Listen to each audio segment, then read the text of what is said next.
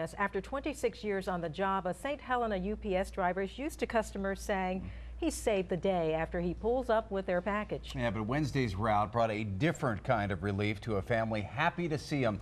Low-Country reporter Holly Bounds picks up the story from there. Yeah, Eric Logan says summertime is like mini Christmas for him on St. Helena Island, so there's no time for dilly-dallying out there. But when he saw trouble on the highway Wednesday, instinct told him it was worth the 32 minutes he chose to clock out.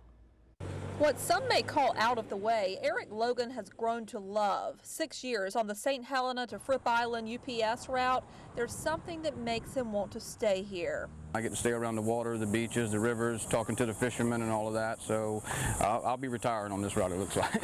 But with tourist season at its height, these days he's in high demand. It's a delivery guy's taste of Christmas in July. Still, he finds a way to keep up. Try to look out for them and give them the best service I can without compromising safety. But service and safety turned into a rush order Wednesday with a carload of customers not on the schedule. I was coming over the bridge. There was a vehicle about 200 or 300 yards in front of me.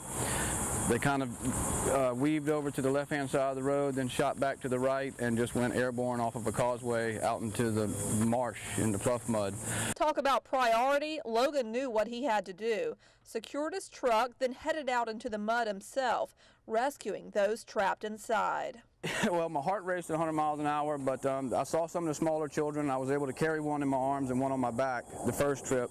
And then there was an older boy, I'd say maybe 12 or so, and I was trying to warn him that he was in the mud and all that and not to jump, but he jumped out of the vehicle and then he sank and I had to pull him out. The news of the ordeal spread as fast as a free shipping special. I was here at work and people were talking about this family that had gotten in a car accident and that somebody had just stopped and saved them. Surprised but not shocked, Madison Logan came home to learn that savior to the strangers was her dad. There's no doubt in my mind that if anybody was in trouble that he would be the first person to go to save them, just because that's the kind of person that he is. Well, Eric assured me all packages made it to their destinations Wednesday. After EMT and firefighters arrived, he hopped right back onto his truck and went about his route. Now, Tina and Russ, he just said that he had to kind of apologize throughout the day because he was covered in pluff mud. You know, that doesn't come with the most pleasant smell. I'll tell you what, I'm sure they were glad to see him.